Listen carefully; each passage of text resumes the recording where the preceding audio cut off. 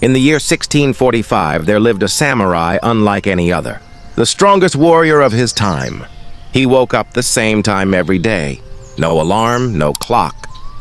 He faced every duel and never lost a single one. Pain didn't shake him. Fear didn't control him. Why? Because he didn't just train his body.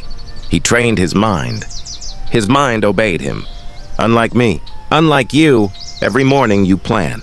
You tell yourself, today will be different. Every night you regret.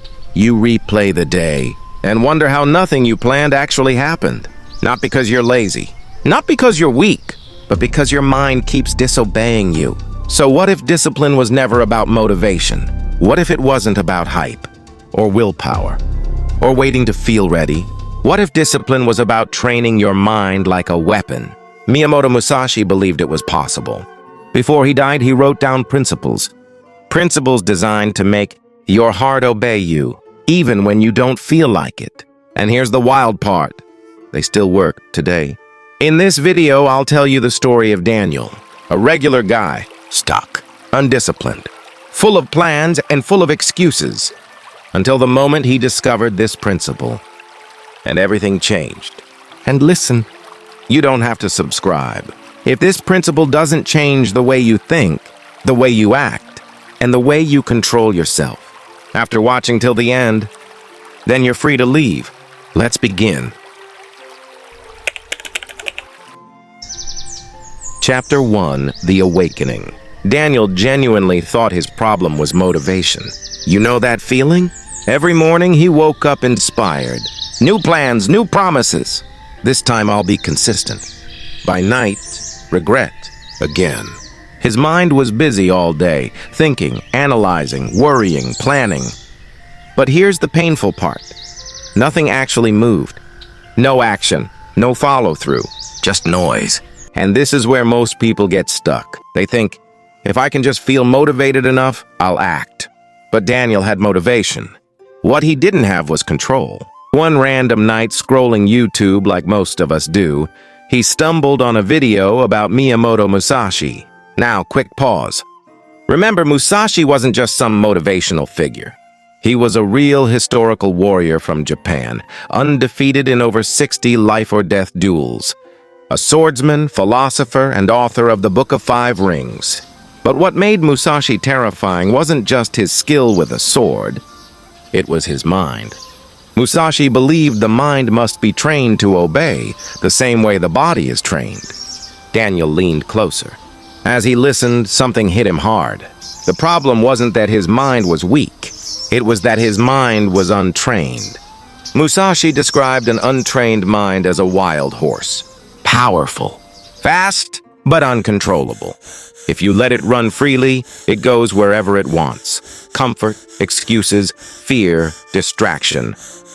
And here's the brutal truth most people don't want to hear. Most people don't control their minds. They listen to them. I don't feel like it today. I'll start tomorrow.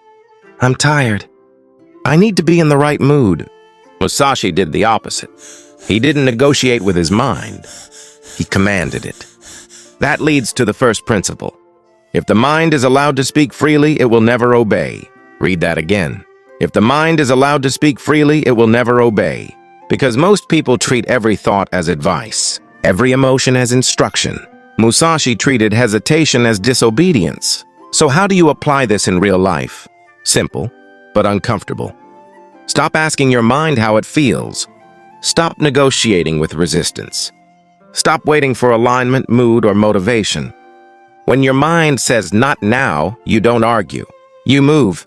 Awareness alone is not control. You can understand your habits perfectly and still stay stuck. Command is control. Discipline doesn't begin when you feel ready. It begins when your mind learns that you are the authority.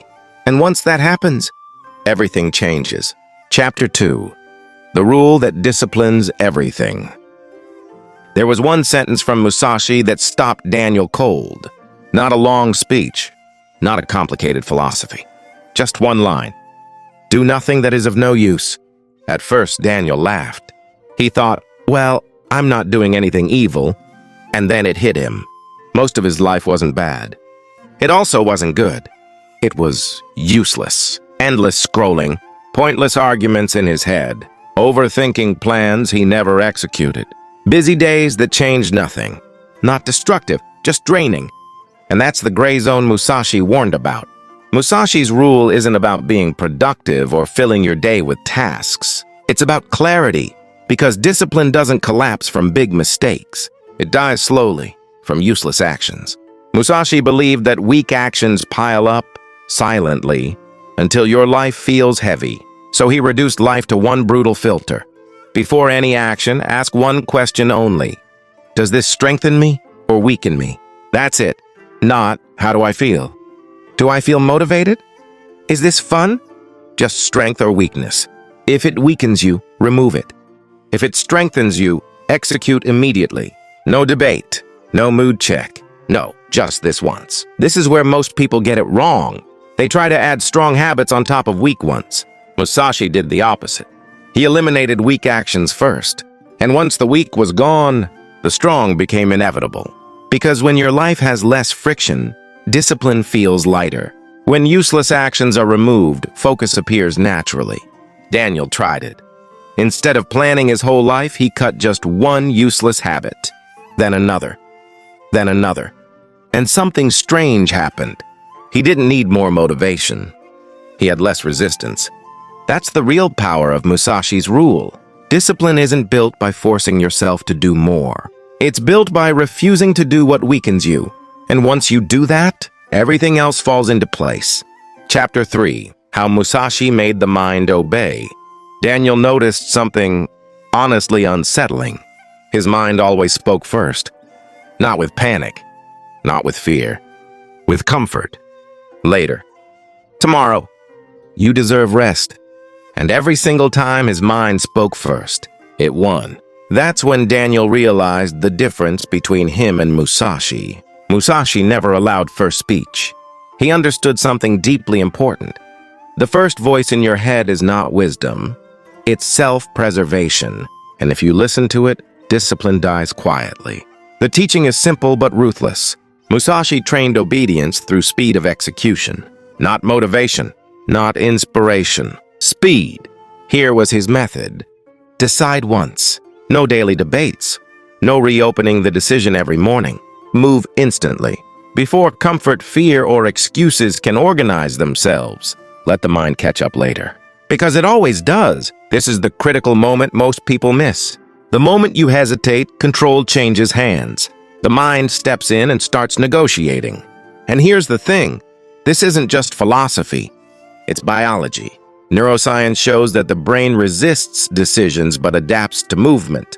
When you think too long, the overthinking part of the brain takes over, the part designed to conserve energy and avoid discomfort. But when you move immediately, something different happens. You bypass overthinking and activate the habit-forming system. The brain doesn't argue, it updates.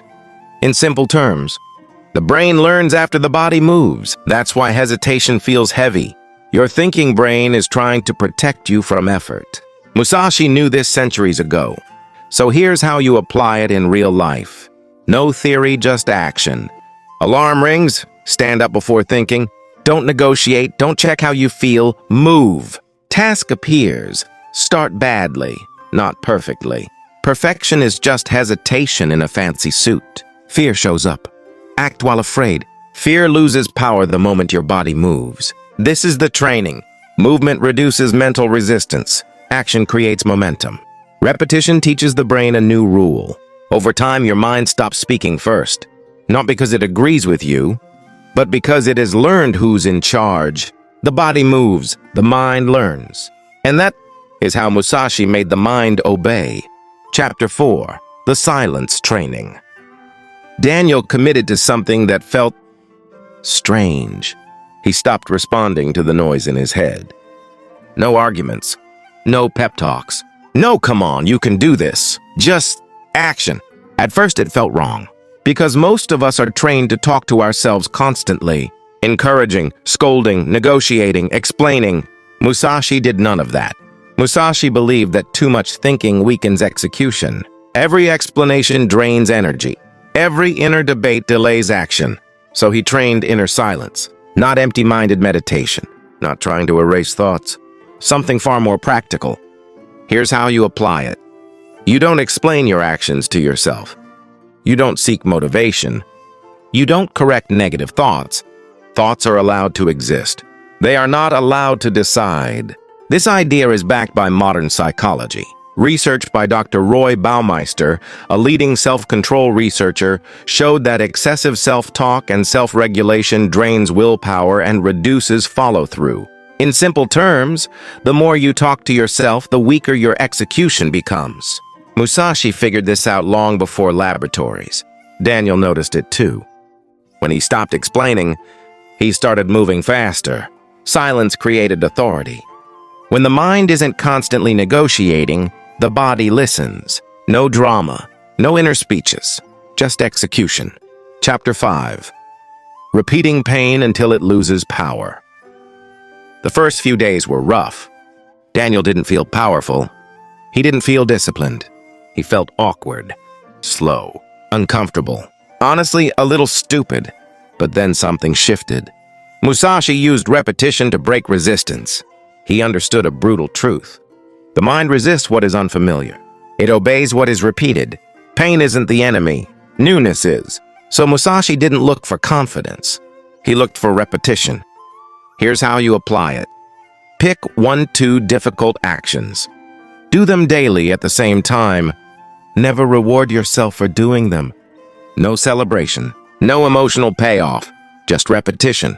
This is strongly backed by research. Behavior scientist Dr. Wendy Wood, one of the world's leading habit researchers, found that habits form not through motivation, but through consistent repetition in stable contexts. The brain stops resisting behaviors that feel normal.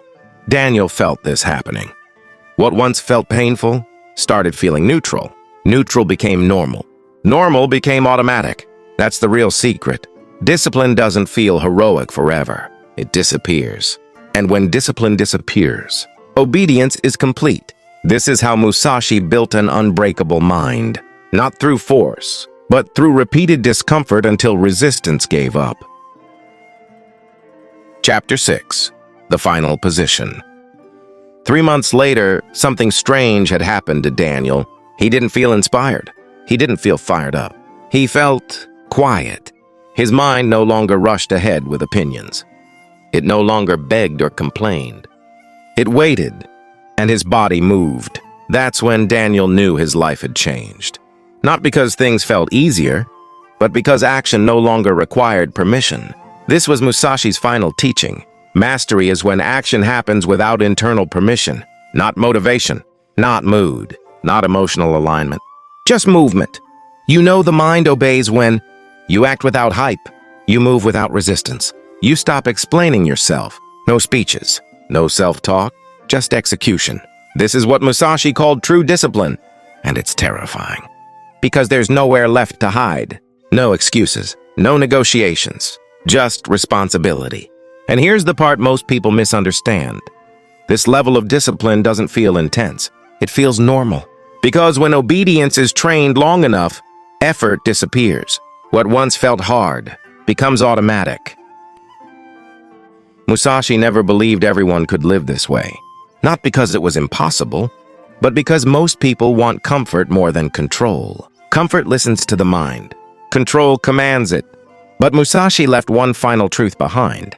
If you train your mind to obey, it will obey in everything. In work, in pain, in fear, in life. There is no secret, only a path. Decide, move, repeat. That is the path.